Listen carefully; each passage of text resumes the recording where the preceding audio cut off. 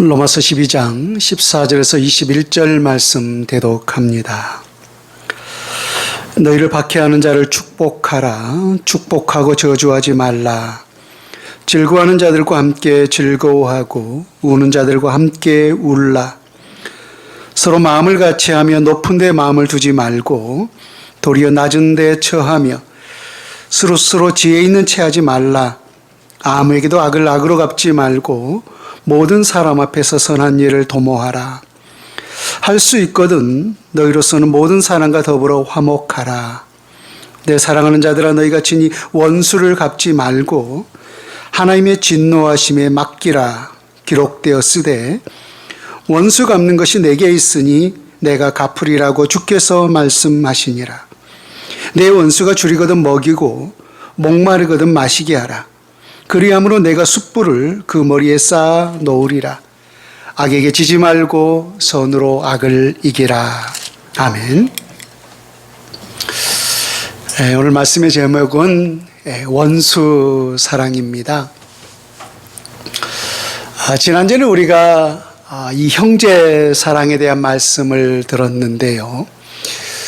우리 그리스도인들이 실천해야 할 이 사랑의 대상은 한 근원에서 출발한 바로 이 형제 사랑에 그치는 것이 아니라 설령 우리를 미워하고 또 싫어하고 또 영적으로 우리를 핍박하는 그러한 대상이 있다 할지라도 심지어 그 원수까지라도 사랑할 수 있어야 한다라는 것입니다. 그다음 하나님이 이처럼 우리에게 참으로 결코 쉽지 않는 이 원수까지라도 사랑할 것을 요구하셨을까요? 하나님께서 우리에게 이러한 원수 사랑에 실천할 것을 요구한 궁극적인 원인이 있어요.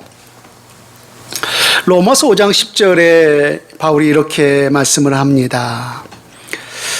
곧 우리가 원수 되었을 때 그 아들의 죽으심으로 말미암아 하나님과 화목하게 되었은즉 화목하게 된 자로서는 더욱 그의 살아나심으로 말미암아 구원을 받을 것이니라.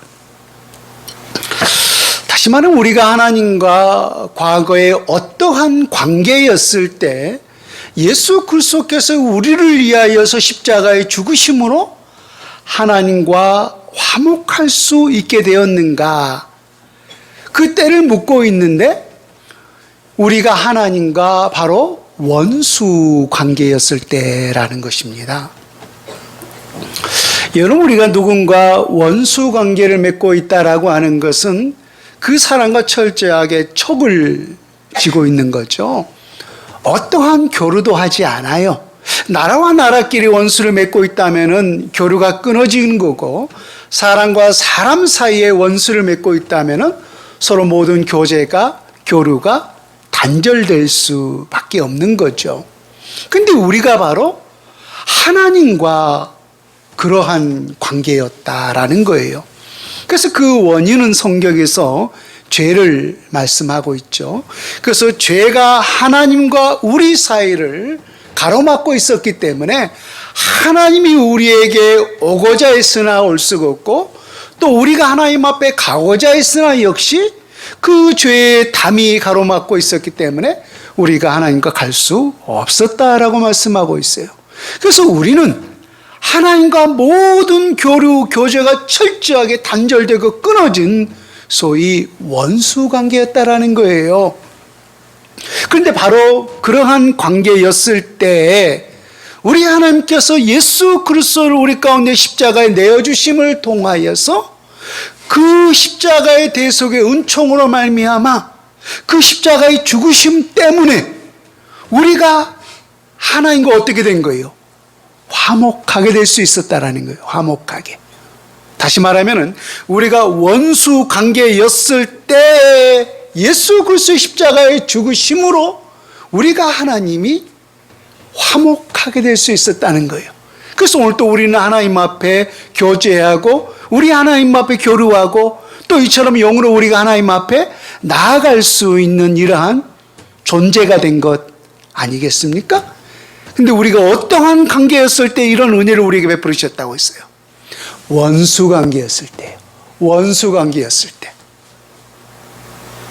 그래서 우리 또한 우리 하나님께서 이러한 원수 관계였을 때에 우리를 사랑해 주셨고 우리와 화목될 수 있었기 때문에 하나님께서 오늘 우리에게 요구하는 것이 바로 너희도 이처럼 이 원수까지라도 사랑할 수 있어야 한다라고 말씀을 하셨던 것입니다. 그러므로 이런 우리 모든 그리스도인들은 다 이 하나님의 사랑에, 예수 그리스도 이 십자가 대속의 사랑에 빚진 자인 줄로 믿습니다. 그리고 로마서 13장 1절에 바울이 그렇게 말하죠. 피차 사랑의 빚 외에는 어떠한 빚도 지지 말라라고 말입니다. 그러므로 이 땅에 우리 모든 그리스도인들은 다 빚쟁이, 빚진 자인 줄로 믿습니다. 어떠한 빚? 원수를 사랑해 주셨던, 원수까지라도 사랑해 주셨던 그 사랑의 놀라운 빚진 자라는 거예요. 이러면 빚은 반드시 갚아야 되는 거예요? 갚지 않아도 되는 거예요? 빚을 우리가 누구인가 지고 있다면 우리는 반드시 그 빚은 갚아야만 하는 것입니다.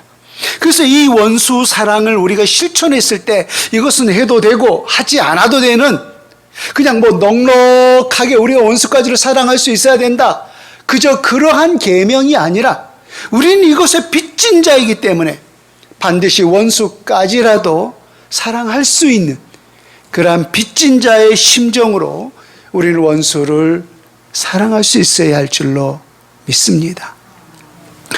이 원수 사랑 우리가 어떻게 실천할 것인가?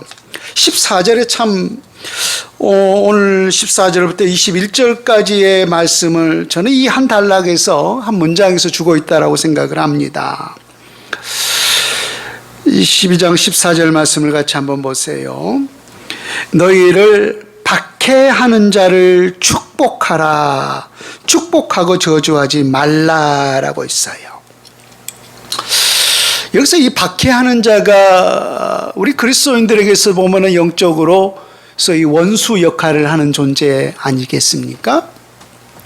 그래서 영적으로 우리 그리스도인들에게서 원수라고 하는 것은 우리가 예수 그리스도의 복음을 전함에 있어서 의도적이고 적극적으로 이 모든 사역을 방해하는 자를 일컬어서 소위 우리는 원수라고 말을 하죠. 성경에서는 그러한 행위를 하는 사람을 일컬어서 박해자요, 해방자요, 폭행자라고 말씀을 하죠. 그래서 디모데전서 1장 12절에 보면 사도 바울이 그가 과거에 유대교회에 있을 때 그는 어떤 사람이라고 했어요? 나는 박해자요, 해방자요, 핍박자였노라 라고 말씀하지 않습니까? 그런 면에서 본다면 우리 그리스도인들에게 있어서 원수 같은 그런 존재는 바로 예수 그리스도의 복음을 방해하고 핍박하는 그 핍박자라고 볼 수가 있습니다. 그런데 오늘 그러한 우리를 박해하고 핍박하는 그런 원수라 할지라도 그런 원수를 우리가 어떻게 대해야 한다는 거예요? 축복하라라고 말씀하셨어요. 축복하라. 축복하고 저주하지 말라라고 말씀을 하셨어요. 여러분, 우리가 그리스도의 복음을 전하면서 핍박을 받는다, 또 그것 때문에 우리가 고난을 받는다라고 하는 이러한 모습을 우리가 인간적인 면에서 생각해 본다면은 굉장히 좀 억울할 일 아니겠습니까? 그래서 이러한 고난을 우리가 우리의 잘못이 없어도 받는 고난이기 때문에 우리가 애매한 고난이다라고 표현을 하는데, 그러나 예수 그리스도께서 그러한 삶의 모습을 생각해 본다면, 예수 그리스도께서 걸어가셨던 그러한 삶의 모습을 우리가 기억할 수만 있다면 그리스도인들이 받는 이 핍박과 고난이라는 것은 어쩌면 당연한 결과라는 거예요. 자, 여러분 성경을 찾아보는데요, 요한복음 15장 말씀을 한번 보십시오. 분명히 우리가 그리스도의 복음으로 인하여서 받는 핍박, 이것은 억울해야 할 수 있는 그러한 부분이겠지만은 우리가 주님의 거룩한 말씀을 기억할 수 있다면은 그것이 결코 억울한 문제가 아니라는 거예요. 왜 이것이 억울한 문제가 아니고 당연한 것인가? 저희 요한복음 15장 17절 말씀을 한번 보십시오. 제가 가지고 있는 성경 174페이지 여간에 있습니다. 요한복음 15장 17절 이하에 보면은 내가 이것을 너희에게 명함은 너희로 서로 사랑하게 하려 함이라. 18절 세상이 너희를 미워하면 너희보다 먼저 나를 미워한 줄을 알라. 너희가 세상에 속하였으면 세상이 자기의 것을 사랑할 것이나 너희는 세상에 속한 자가 아니요 도리어 내가 너희를 세상에서 택하였기 때문에 세상이 너희를 미워하느니라. 내가 너희에게 종이 주인보다 더 크지 못하다 한 말을 기억하라. 사람들이 나를 박해하였은즉 너희도 박해할 것이요 내 말을 지켰은즉 너희 말도 지킬 것이라. 여러분 제자도라는 말을 아시죠? 제자도라고 하는 그 뜻은 제자가 걸어가야 할 길을 말하고 있는 거예요. 그러므로 우리 모든 그리스도인들에게서 우리의 선생, 우리의 참된 스승은 누굽니까? 예수님이시죠.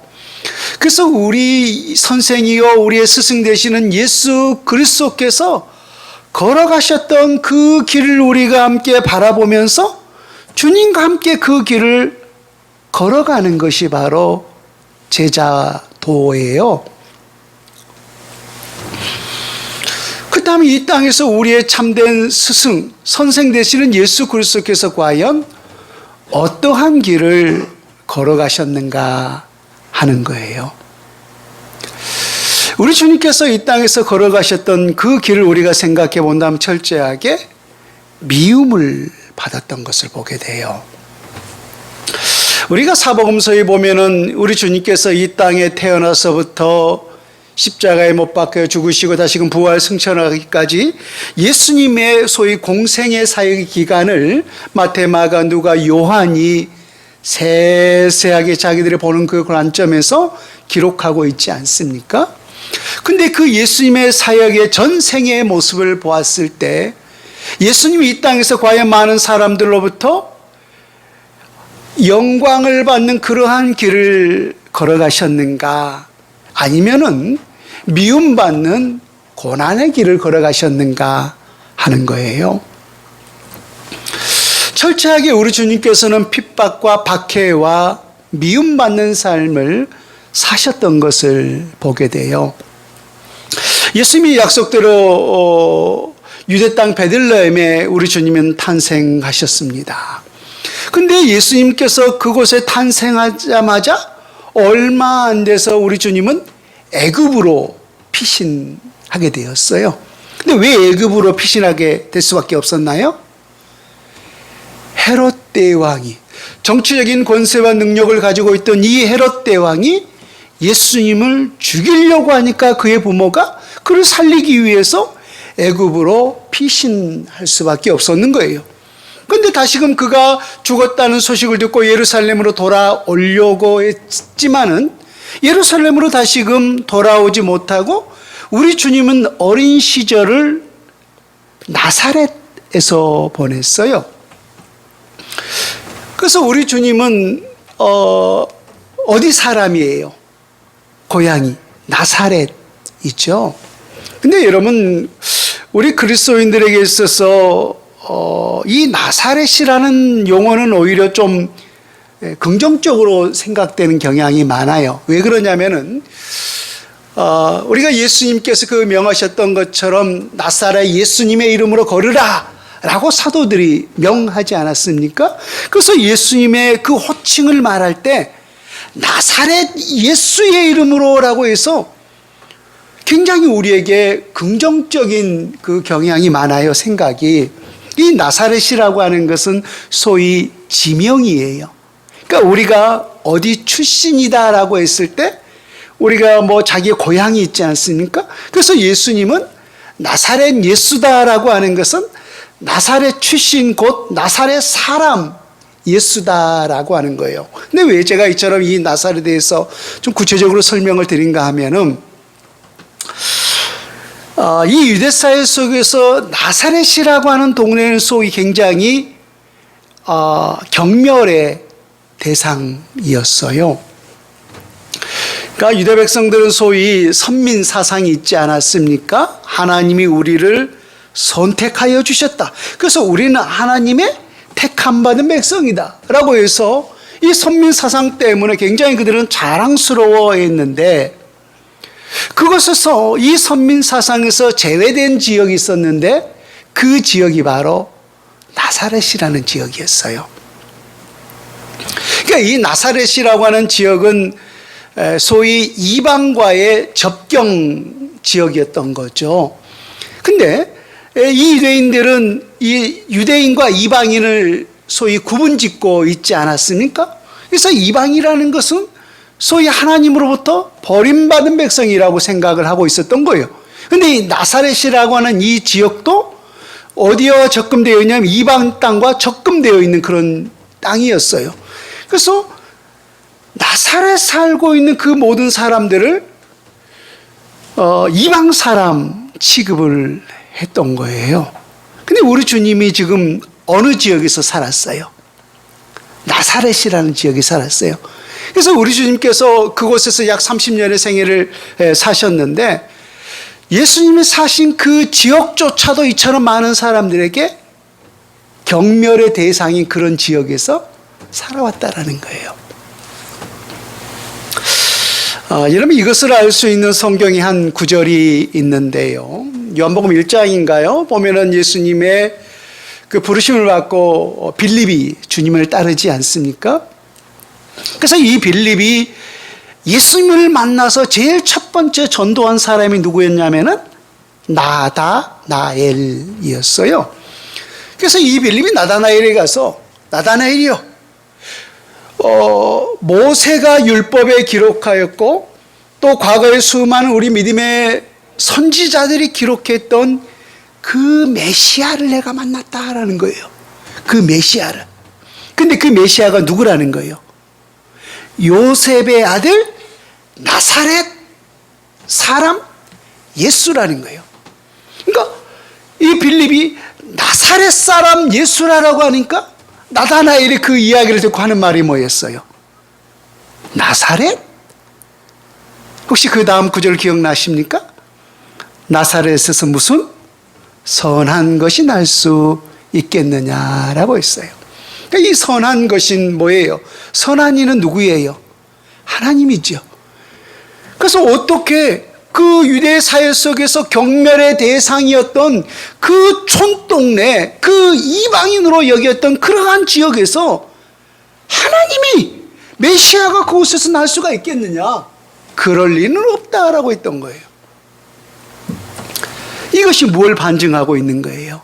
유대 사회 속에서 나사렛이라고 하는 그 동네를 굉장한 경멸의 대상으로 여기셨다라는 거예요. 이처럼 예수님은 그가 태어나서부터 죽기까지 철저하게 박해를 받는 삶을 살았던 것을 보게 돼요. 예수님의 공생의 사역을 한번 보세요. 하나님의 아들로서 귀한 사역을 감당했을 때 그 당시 종교적인 기득권을 가지고 있었던 바리새인과 서기관을 비롯한 모든 대제사장들, 그들의 눈에 예수님은 어떤 존재로 보였습니까? 소위 눈에 가시 아니었습니까? 그래서 그들은 무슨 수를 썼더라도 어찌하든지 누구를 죽여야만 했어요. 예수님을 죽여야만 했던 거예요. 예수님을 죽여야만. 그래서 심지어 모든 예수님의 그 사역 속에 마치 몰래 보는 것 지새끼처럼 오늘 무슨 말 하나라고 하면서, 무슨 꼬투리 잡을 것 없나라고 하면서 예수님의 그 사역을 넘어지게 하려고 늘 애쓰던 자가 바로 그 종교적인 기득권을 쥐고 있었던 종교 지도자들이었어요. 그래서 한 번은 예수님께서 이 위험한 낭떠지를 가고 있을 때 예수님을 그곳에 밀쳐서 죽이려고까지 하지 않았습니까?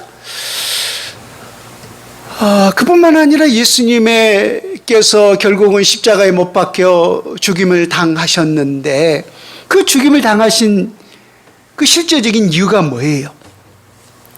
그 모든 종교 지도자들이 모든 백성들에게 막 밀란을 일으킴을 통하여서 예수를 십자가에 못 박으라, 예수를 십자가에 못 박으라 라고 하면서 결국은 예수님에게는 어떠한 죄가 없다라고 하는 사실을 본디오 빌라도가 선언했음에도 불구하고 결국은 예수님이 무죄 선언을 받았음에도 불구하고 십자가에 못 박혀 죽지 않았습니까?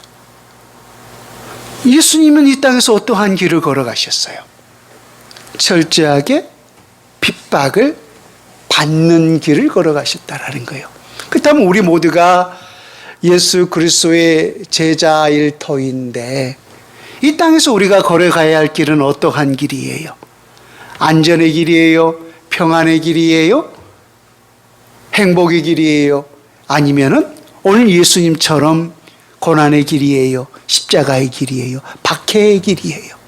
그렇죠. 그래서 우리 모든 그리스도인들이 이 고난 중에서 우리가 바라봐야 할 대상이 누구냐면은 바로 예수 그리스도라는 거예요. 예수 그리스도께서 이 땅에 걸어가셨던 그 길을 우리가 생각하고 그 길을 우리가 기억할 수 있다면은 우리가 고난당한다 할지라도 우리가 박해를 받는다 할지라도 우리를 박해하는 그런 원수들을 우리는 저주하거나 원망할 수 없는 거예요. 왜? 이것은 마땅히 우리가 걸어가야 할 길이기 때문에 말입니다. 예수 그리스도의 제자라면은 제자도가 뭐예요? 스승이 가신 그 길을 함께 따라가는 것 아니겠습니까? 그렇다면 우리 주님께서 가신 길은 영광의 길이 아니라 철저하게 고난받고 핍박받는 삶을 살아왔던 거예요. 그래서 우리가 기독교 2000년의 모든 역사를 뒤안길을 되돌아볼 때 이 기독교의 발전의 역사를 보게 되면은 뭐가 자리 잡고 있어요? 항상 그 속에 핍박 가운데서 고난 가운데서 주님의 거룩한 복음이 전진되었던 사실을 우리가 보게 됩니다.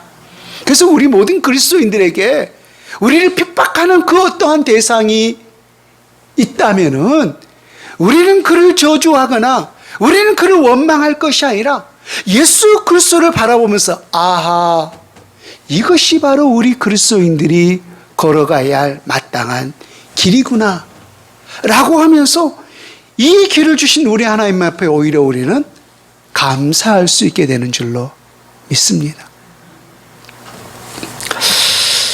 그렇다면 여러분, 예수님께서 왜 이처럼 많은 원수들로부터 고난을 당하였고 또 예수님을 따라 이 땅에서 십자가의 길을 가는 우리 모든 그리스도인 또한 이처럼 핍박과 고난의 길을 걸어갈 수밖에 없는 것일까?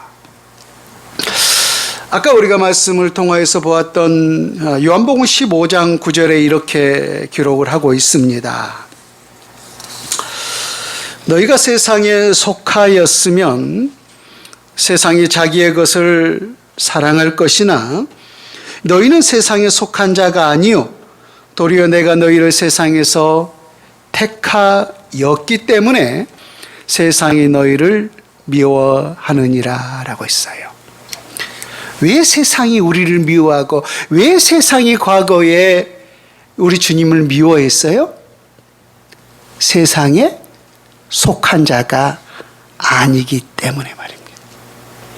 우리 모든 그리스도인들은 비록 이 육신의 생명이 있어서 세상에 발을 딛고 세상 속에서 우리가 걸어가고 있으나 우리의 소속은 세상이 아닌 줄로 믿습니다.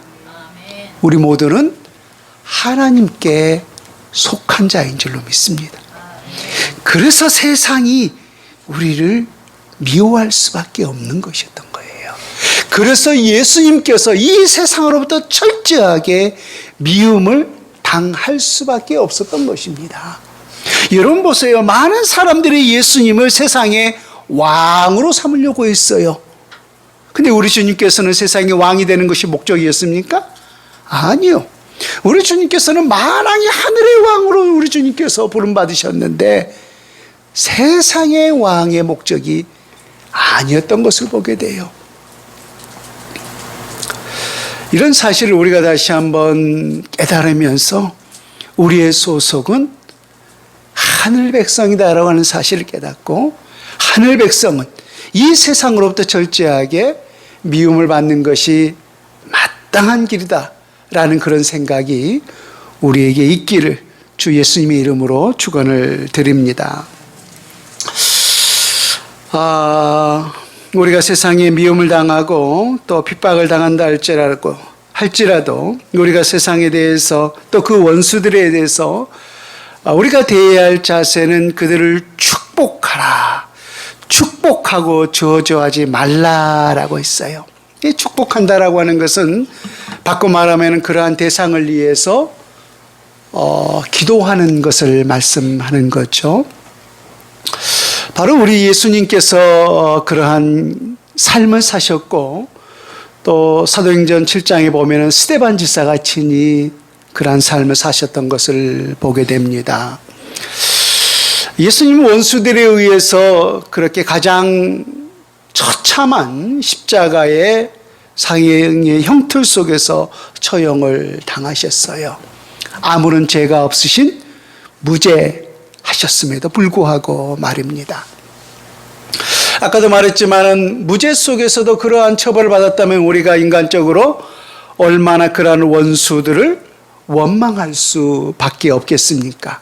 그러나 우리 주님은 결코 그 원수를 원망함이 아니라 그 원수를 위해서 십자가 위에서, 그 못 박힌 그 십자가 위에서도 그 원수들을 위해서 우리 주님께서 친히 기도하셨던 본을 우리 가운데 보여주셨어요.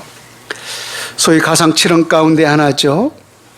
아버지, 저들을 사하여 주옵소서.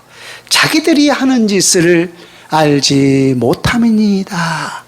아버지, 나를 이렇게 무죄한 나를 십자가에 못 박는 저들을 사해 주옵소서. 저들을 용서하여 주옵소서.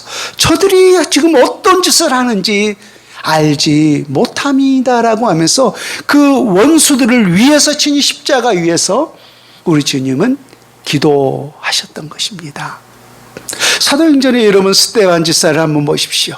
예수 그리스도의 복음을 전한 것도 너희들이 모자라서 어찌하여 우리 가운데 영으로 오신 그 성령을 너희가 거부할 수 있느냐라고 했더니 많은 유대인들이 그 소리가 듣기 싫어서 귀를 막고 스데반 지사에게 돌을 던져서 스데반 지사는 결국은 돌에 맞아 순교를 당하지 않습니까?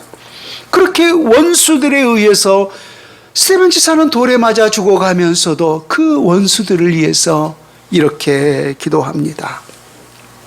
주여, 이 죄를 그들에게 돌리지 마옵소서. 그들에게 돌리지 말라라고 하는 것은 그들을 용서해 달라라고 하는 말씀이 있죠. 주여, 죄 없는 무죄한 이 사람을 돌로 쳐 죽이는 저들을 용서하여 주옵소서라고 원수를 위해서 친히 기도하셨던 것을 보게 됩니다. 여러분, 이것이 바로 우리 모든 그리스도인들이 오늘 또 품고 살아가야 할 모습인 줄로 믿습니다. 또 한 가지 우리를 핍박하는 그 원수를 향해서 저주하지 말라라고 했어요. 여러분, 우리 그리스도인들이 때때로 우리가 막 저주를 퍼붓는 그런 모습을 우리가 간간히 보게 되는데요. 이 말씀을 통해서 우리가 반드시 새겨야 할 것은, 또 깨달아야 할 것은, 우리 그리스도인들은 어떠한 누구라 할지라도, 설령 원수라 할지라도 그를 축복할 수 있는 권리는 있지만은 그를 저주할 수 있는 권리는 우리에게 없다라고 하는 사실을 반드시 기억해야 합니다. 아멘. 누구든지 설령 그 사람이 나를 죽이는, 나를 괴롭히는 원수라 할지라도 그를 축복하는 권리가 우리에게는 있지만은 그를 저주할 수 있는 권리는 우리에게 없다라는 거예요. 여러분, 저주를 한다라고 하는 것은 바꿔 말하면 그를 멸망에 이르게 한다. 멸망에 이르게 하기 위해서는 그를 정죄해야 되지 않겠습니까? 그래서 정죄하는 것과 마찬가지인데, 죄인을 죄인으로 정죄할 수 있는 유일한 대상은 누구뿐이에요? 여러분, 재판장이에요. 재판장만이 죄를 죄로 정죄할 수 있는 것입니다. 여러분, 우리나라의 헌법에도 말입니다. 어떤 사람이 설령 극악한 죄를 지었다 할지라도 판사의 판결을 통하여서 그 죄가 확정되기 전까지는 그 사람은 여전히 무죄입니다. 그걸 아시죠? 그 사람은 무죄 추정으로 재판을 받아요. 이것이 우리나라에서 정해놓은 법이에요. 분명히 이 사람이 다른 사람을 죽였어요.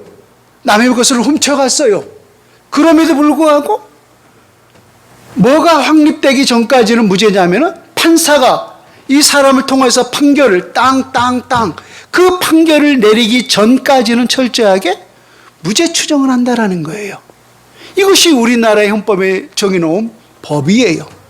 그런데 하물며 우리의 영원한 재판장이신 하나님께서 판결을 내리지 않으셨는데 누가 누구를 정죄할 수 있단 말입니까? 누가 누구를 멸망에 이르게 할 수 있단 말입니까? 누가 누구를 저주할 수 있단 말입니까? 판결하고 그를 정죄하고 그를 저주할 수 있는 유일한 분이 있다면은 그분은 우리의 영원한 재판장이신 하나님 한 분밖에 없는 것입니다. 그래서 우리 모든 그리스도인들은 그 어떠한 대상이라 할지라도 그에게 축복할 수 있는 권리가 우리에게 주어졌지만은 저주할 수 있는 권리는 우리에게 없다라는 거예요. 그래서 야고보서에 보면은 만약에 우리가 누구를 정죄한다 그러면은 내가 너를 재판장으로 세웠느냐? 내가 너를 입법자로 세웠느냐? 내가 누구인데 내 형제를 판단하느냐? 내가 누구인데 내 형제를 저주하느냐라고 오히려 우리에게 대묻고 있지 않습니까? 결코 우리 그리스도인들은 누군가를 저주할 수 없는 거예요. 저주할 수 있는 유일한 분은 오직 재판장이신 우리 하나님 한 분뿐인 줄로 믿습니다. 아무리 원수라 할지라도 그들에 대해서 우리가 알 수 있는 것은 오직 축복, 오직 기도뿐인 줄로 믿습니다. 오늘 본문 17절부터 여러분 21절 말씀을 한번 보십시오. 로마서 12장 17절부터 21절 말씀. 아무에게도 악을 악으로 갚지 말고 모든 사람 앞에서 선한 일을 도모하라. 할 수 있거든 너희로서는 모든 사람과 화목하라. 내 사랑하는 자들아, 너희가 친히 원수를 갚지 말고 하나님의 진노하심에 맡기라. 기록되었으되 원수 갚는 것이 내게 있으니 내가 갚으리라고 주께서 말씀하시니라. 내 원수가 줄이거든 먹이고 목마르거든 마시게 하라. 그리함으로 내가 숯불을 그 머리에 쌓아 놓으리라. 악에게 지지 말고 악으로 선을 이기라. 여러분, 원수로 갚는 것은 누구에게 달려있다라고 있어요? 원수는 누가 갚아주신다는 거 있어요? 하나님이 갚아주신다는 거예요. 원수 갚는 것은 누구의 권리예요? 누구의 몫이에요? 하나님의 몫입니다. 우리의 몫은 뭐예요? 원수를 축복하고 원수를 위해서 기도하는 것이 바로 여러분 우리의 몫인 줄로 믿습니다. 그래서 우리가 원수를 원수로 갚는다면은 그것은 악을 행하는 것이다 라고 말씀하셨어요. 악을 행하는 것이다. 여러분, 다윗이 하나님의 마음에 합한 사람이 될 수 있었던 것 중에 하나가 저는 바로 사울을 대했던 그 모습에서 찾는다라는 생각이 들어요. 다윗에게 있어서 친히 원수는 바로 소위 사울 아니었습니까? 그가 차지할 것이 이 나라가 말고 무엇이겠느냐 라고 그가 깨닫고 나서 자기에게 있는 모든 권세, 모든 군사를 일으켜서 이 다윗 한 사람을 죽이려고 하지 않았습니까? 소위 3,000명의 정예 군사를 일으켜서 다윗을 죽이려고 쫓았어요. 여러분, 얼마나 큰 두려움이었겠어요. 그렇잖아요. 이 한 국가의 그 왕정시대 속에서 한 나라의 왕이 그 힘없는 한 그 부하를 이 3천 명이나 되는 이 엄청난 군사를 이끌고 자기를 죽이기에 혈안되어 있으니 그 하루하루의 삶이 얼마나 피곤하고 얼마나 고통스럽겠느냐는 거예요. 그래서 시편에 기록된 모든 이 다윗의 시를 보게 되면은 참 다윗이 그 눈물 가운데 하나님 앞에 간구하는 그런 모습을 우리가 보게 되지 않습니까? 그런 가운데 하나님의 거룩한 은혜 가운데 다윗이 사울을 죽일 수 있는 두 번의 절호의 기회가 있었어요. 그래서 자기 밑에 있는 그 장수들이 두 번 찌를 것도 없습니다. 한 번의 이자를 내가 죽이겠습니다 라고 했지만은 그것을 허락했나요? 허락하지 않았나요? 허락하지 않았어요. 왜 그랬어요? 원수 갚는 것은 누구에게 달려있기 때문에 그렇습니다. 원수 갚는 것은 하나님께 달려있기 때문에요. 그래서 하나님이 친히 그 원수를 우리가 역사를 통해서 갚아주는 모습을 볼 수 있지 않습니까? 원수 갚는 것은 하나님의 몫이요. 우리의 몫이 있다면 그 원수를 축복하고 그 원수를 위해서 기도하는 것인 줄로 믿습니다. 우리 말씀 한 군데를 마지막으로 찾아봅니다. 마태복음 5장 44절에서 48절 말씀이에요.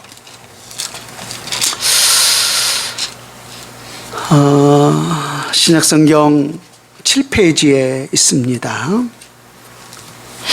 마태복음 5장 44절부터 48절 제가 읽습니다.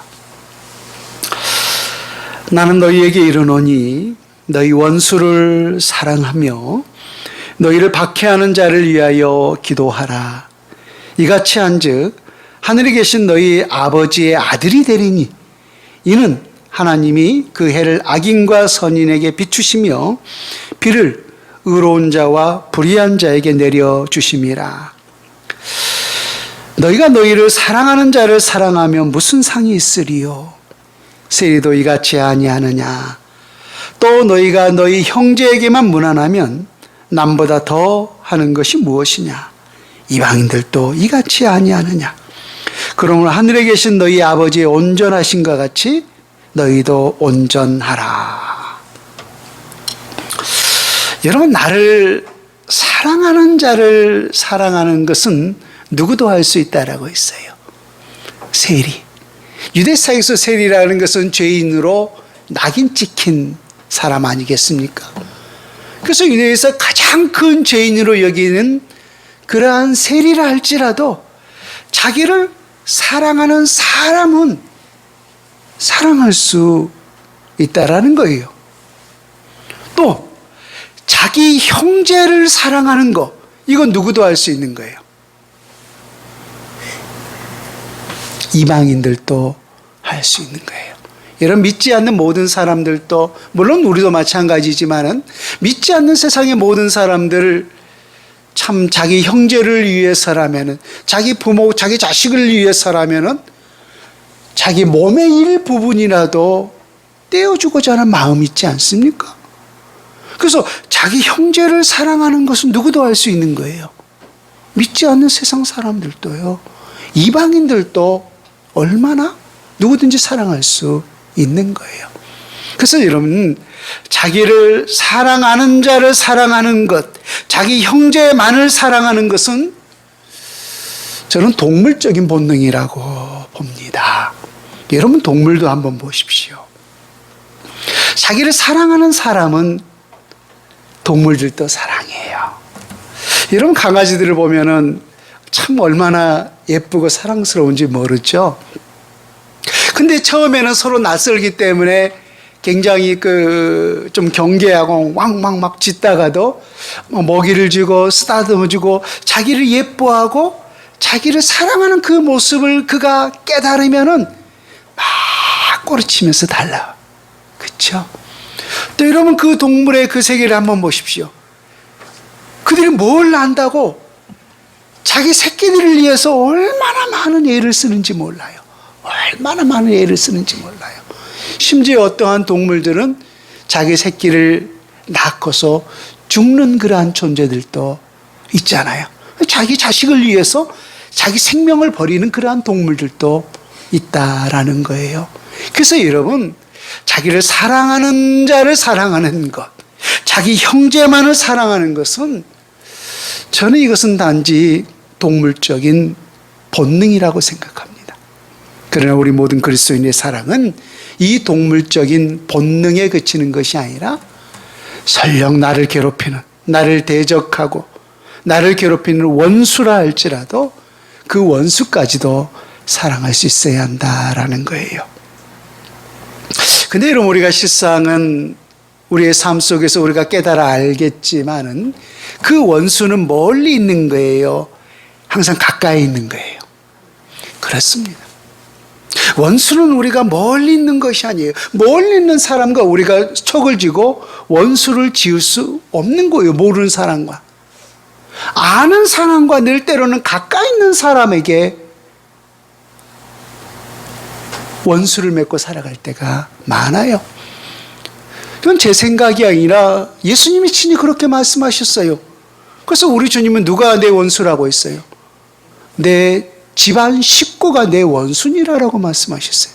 그래서 우리가 살아가는 삶의 모습 속에서 정말로 원수 같은 짓, 내 마음에 그 원수의 그 분을 일으키게 하는 그 대상이 누구예요?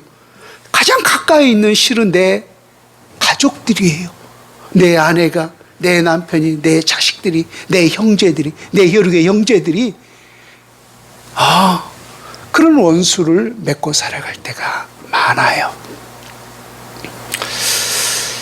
그러나 여러분, 우리 주님께서 오늘 우리에게 말씀하시기를 그 원수를 저주할 것이 아니라 그 원수를 축복하라 라고 말씀하셨어요. 실상은 그 대상이 원수가 아니죠. 영적으로 보면은. 우리의 이 영적인 원수는 누구라고 했어요?